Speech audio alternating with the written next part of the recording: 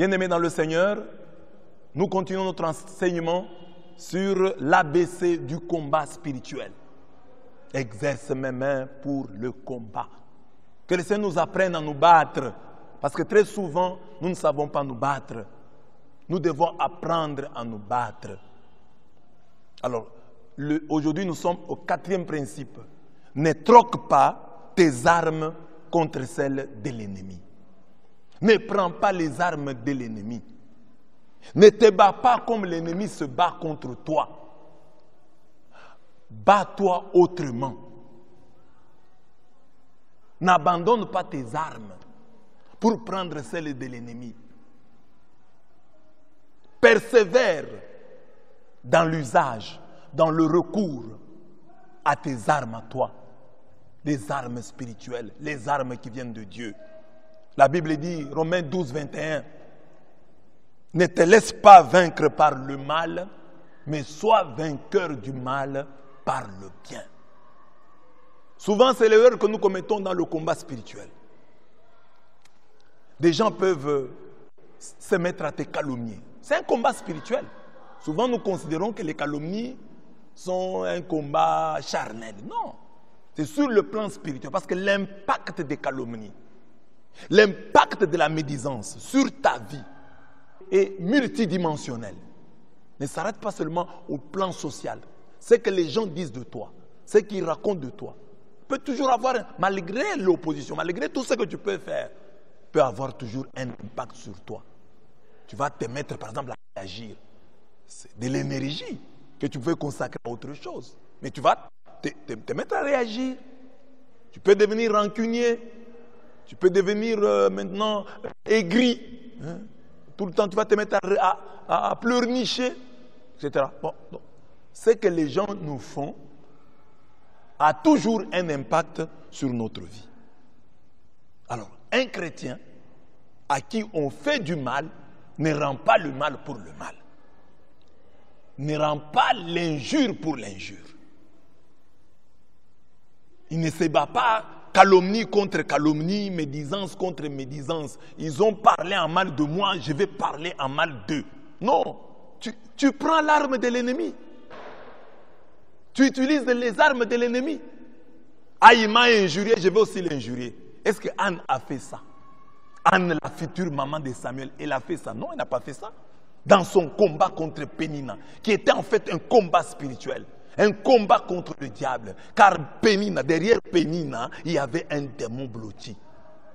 Un démon qui voulait que Anne commette l'erreur, commette la faute, qui lui coûterait définitivement sa fécondité. Et Anne n'a pas répondu. Hein? Anne était meurtrie. Elle est allée au temple, à Silo, prier.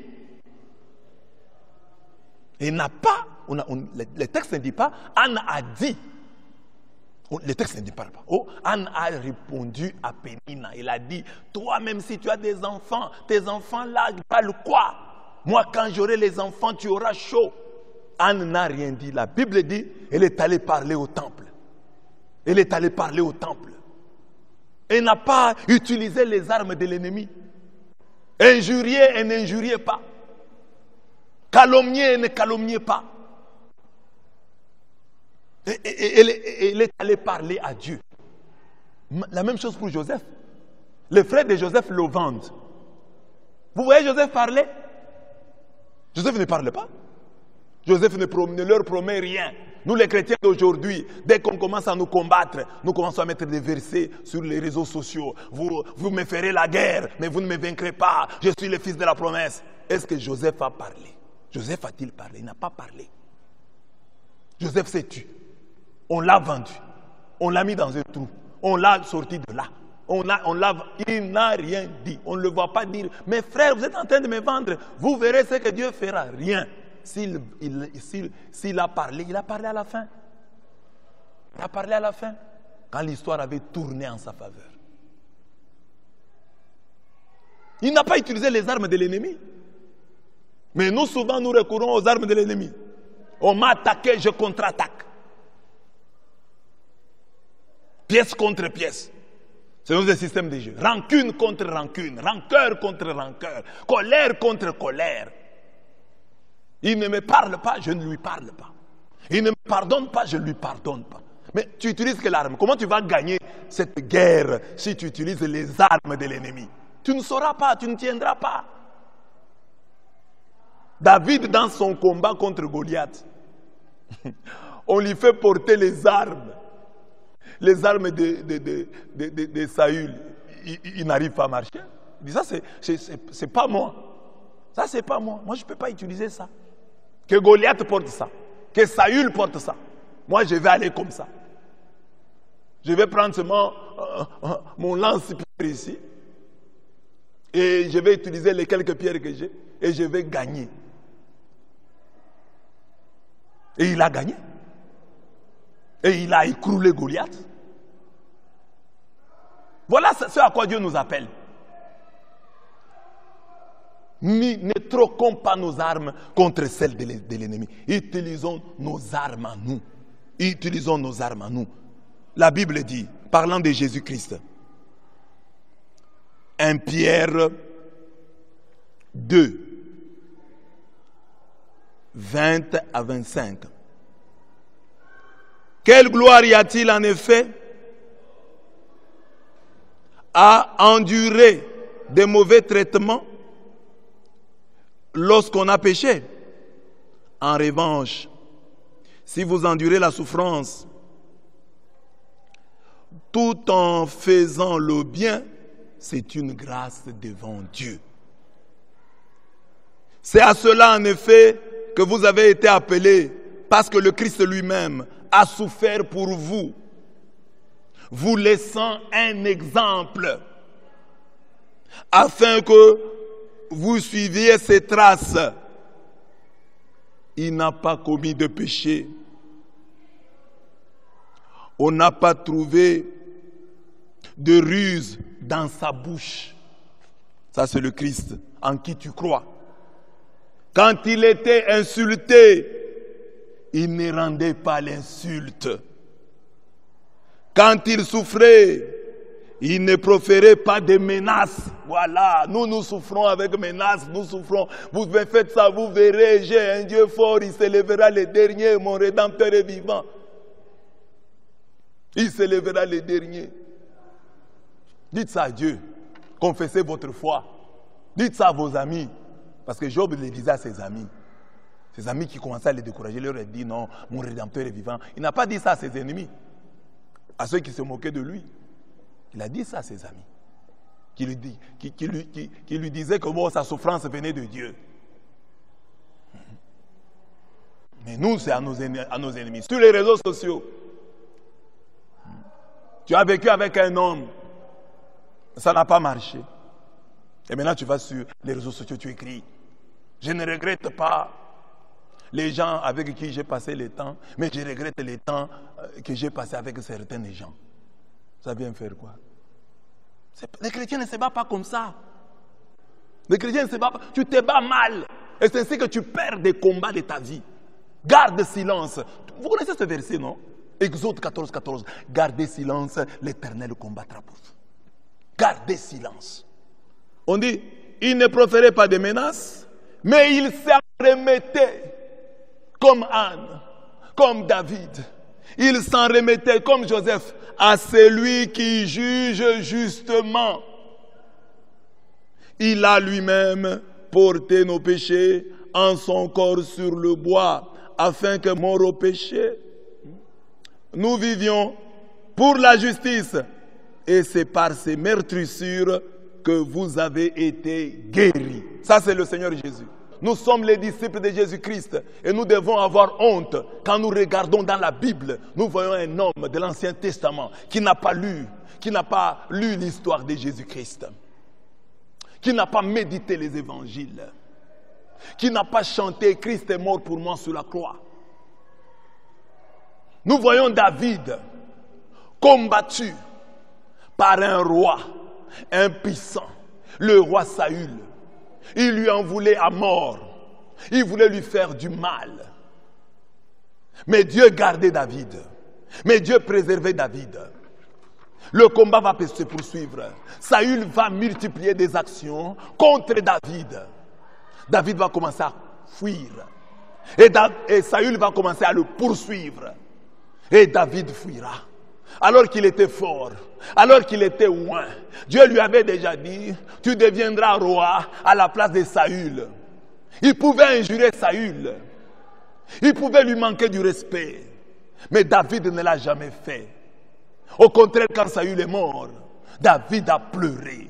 Il a pleuré amèrement. Il a dit, n'allez pas raconter cette histoire. N'allez pas dire aux gens que Saül est mort. Les héros sont tombés. Il a pleuré. Il a pleuré Saül. Il a pleuré son fils Jonathan. Ça c'est David, un homme de l'Ancien Testament. Toi tu es du Nouveau Testament. Tu écoutes la parole de Dieu. Tu manges le corps du Christ. Tu bois son sang.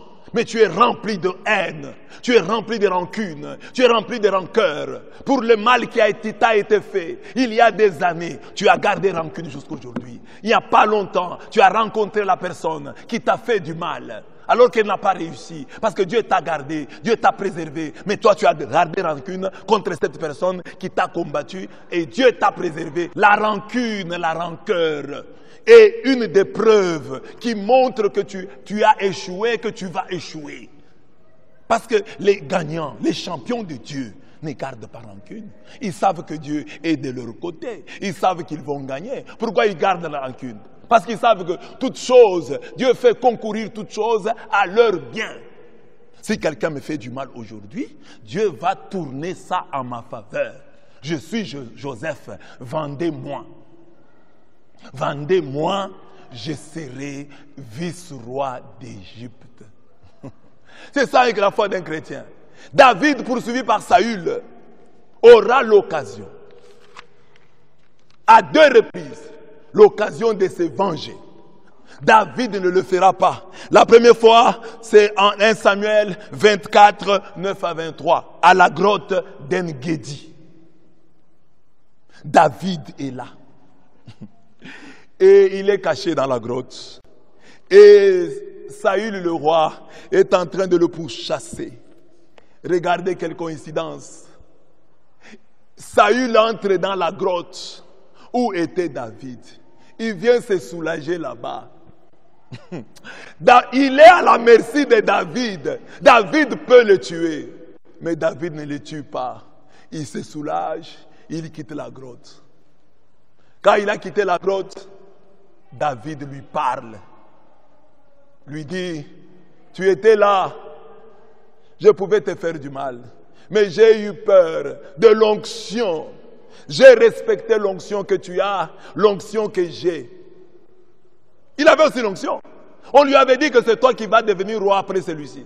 Il pouvait le tuer et précipiter sa mort pour prendre son siège. Mais il ne l'a pas fait. Il ne l'a pas fait, David. Un homme de l'Ancien Testament qui ne mangeait pas le corps du Christ, qui ne buvait pas le sang du Christ. Il est capable, alors que Dieu lui offre sur un plateau d'or son ennemi juré. David ne lui fait pas du mal. David n'avait pas écouté les enseignements de Jésus-Christ. Mais David pardonne. Et écoutez la confession de Saül. C'est que Saül lui dit. Donc nous sommes en 1 Samuel 24, 9 à 23. Et je vais lire plus 17. 17. 24, 17.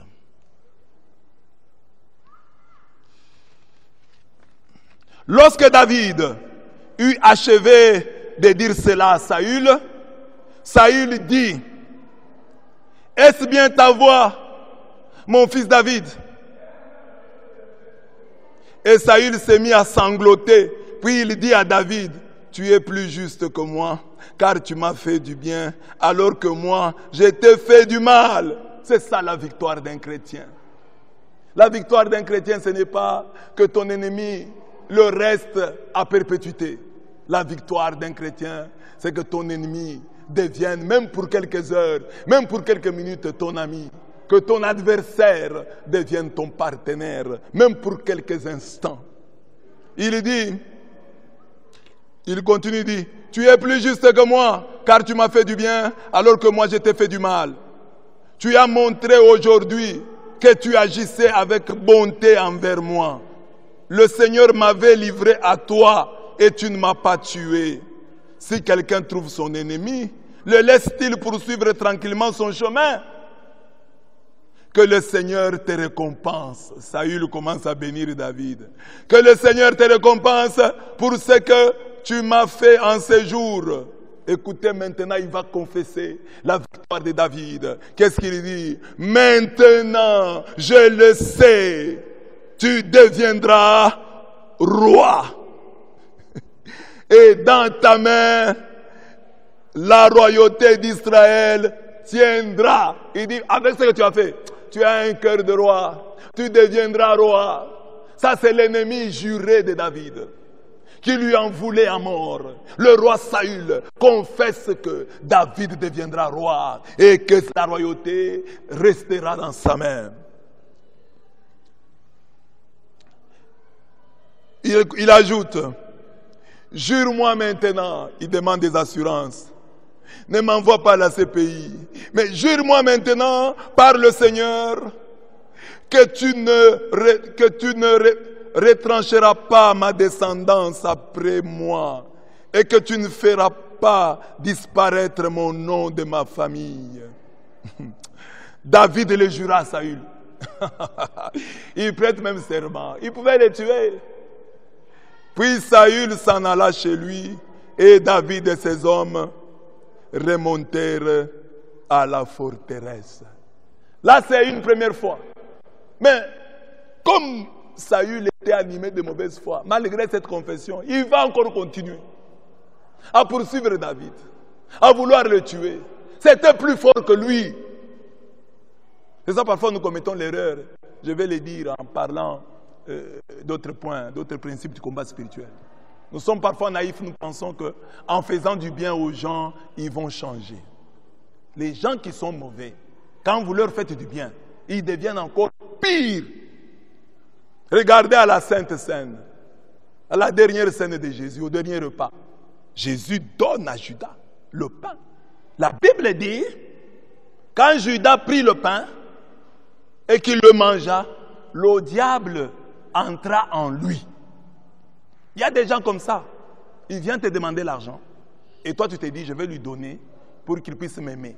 Quand tu lui donnes, il dit, ah, si c'est ton beau-frère, il dit, hey, cette femme blague avec l'argent de mon frère. Elle ne me donne pas ça pour que je l'aime, je ne veux pas l'aimer.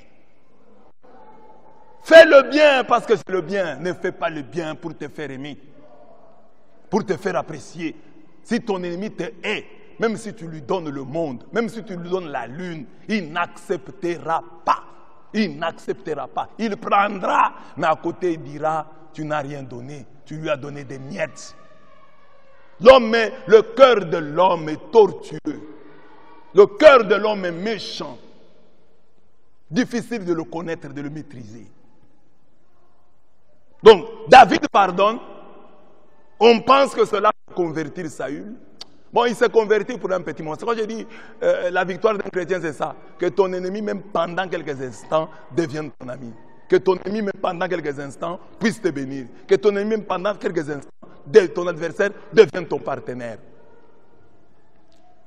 Saül, pardonné, épargné, va rééditer son exploit en 1 Samuel 26. Donc on lui pardonne au chapitre 24. Il ne passe au chapitre 26 encore. Il revient à la charge. Il veut tuer David. Pour la deuxième fois, le Seigneur le livre entre les mains de David. C'est intéressant une fois de plus. Nous sommes en 1 Samuel 26, 13 à 25. Mais je vais plus lire 22 à 25. David répondit, voici la lance du roi, que l'un de tes serviteurs vienne la prendre. Le Seigneur rendra à chacun selon sa justice et sa probité. Car le Seigneur t'avait livré aujourd'hui à moi. Et je n'ai pas voulu porter la main sur l'homme qui a reçu l'onction du Seigneur. Et comme en ce jour, ta vie a été d'un grand prix à mes yeux, ainsi ma vie sera d'un grand prix aux yeux du Seigneur, et il me délivrera de toute détresse. Saül dit à David, sois béni David, mon fils. Tout ce que tu feras, tu le réussiras. David continua son chemin et Saül rentra chez lui. Nous connaissons la suite de l'histoire. David est devenu roi à la place de Saül. Bien-aimé, n'utilise pas les armes de Satan. Ne troque pas tes armes pour celles de Satan, pour celles de l'ennemi. Ne garde pas rancune, ne rends pas le mal pour le mal. Toi, tu es un enfant de Dieu. Tu dis que c'est l'Éternel qui combat pour toi. Alors pourquoi toi, tu veux te venger? Pourquoi tu veux te venger? Le Seigneur a dit, à moi la vengeance, à moi la rétribution. C'est le Seigneur qui réclame, il dit, ça c'est mon domaine réservé. Laisse-le faire, il le fait mieux que toi. Ne troque pas tes armes contre celles de l'ennemi. Garde tes armes. Et les armes d'un chrétien, c'est quoi? Nous les résumons. Bienfaisance. Fais du bien à celui qui te fait du mal. Fais du bien. Ne rends pas le mal pour le mal. Fais du bien. Bienfaisance. Deuxième trait, entre guillemets, biendisance. Que celui qui te calomnie. Toi, cherche dans sa vie les bonnes choses. Il m'a livré, je vais le livrer. Il a détruit ma réputation, je vais détruire la sienne. Non, toi dis du bien. Si tu en es incapable, garde le silence pour que l'Éternel combatte pour toi. Mais si tu peux dire du bien, dis du bien. Dis du bien. Et tu vas même le gagner lui. S'il est un enfant de Dieu et que le diable est entré en lui, le bien. Jésus a continué à appeler Judas mon ami. Il appelle Judas mon ami. Parce que finalement Judas, c'est celui qui va l'aider à accomplir sa mission. Il appelle ami. Mais quand Pierre, qui était son proche, lui dit, Seigneur, tu ne vas pas mourir, il le traite de Satan. Judas est l'ami de la destinée. C'est lui qui, en lui faisant du mal, lui fait en fait du bien. Mais il y a des amis qui, en nous protégeant, font en sorte que nous ne puissions pas accéder à notre destinée. Donc celui qui te combat là, c'est l'ami de ta destinée. Ce qu'il fait là, il est en train d'accomplir la volonté, le plan merveilleux de Dieu sur toi. Alors toi, accueille-le avec foi. Accueille-le avec foi. N'attends pas la réussite pour crier. Non, sois comme Jésus-Christ. Avant de mourir, il dit, je serai élevé sur la croix. Sur la croix, il pardonne. Père, pardonne-leur. Il n'a pas pardonné. Nous pardonnons souvent le matin de Pâques, hein, quand nous avons réussi. Hein. On t'a chassé quelque part, on t'a fait du mal. Tant que tu n'as pas trouvé de travail, tu parles à mal, Et puis le jour où tu trouves du travail, vous voyez, Dieu m'a exaucé. Non, du haut de ta croix, pardonne. Au plus profond de ta souffrance, pardonne. Biendisance. Troisième réponse du chrétien. L'arme, je dis, c'est l'amour. L'arme, en bref, c'est l'amour. Alors l'amour en ces 4 compartiments. Bienfaisance, biendisance, prière, intercession, priez pour vos ennemis. Bénissez ceux qui vous maudissent, dit le Seigneur. Et enfin, je dis silence. Bienfaisance, biendisance, prière, intercession et silence. Voilà l'amour comme arme que le chrétien doit garder devant le mépris, devant les calomnies, devant les médisances, devant la rancune, la rancœur. Toi, tu vas répondre par l'amour en ces 4 compartiments. Fais du bien aux méchants. Dis du bien du méchant. Prie pour les méchants. Intercède pour les méchants. Quand tu n'en es pas capable, garde silence pour que le Seigneur combatte pour toi. Que Dieu bénisse sa parole dans nos cœurs, au nom du Père et du Fils et du Saint-Esprit.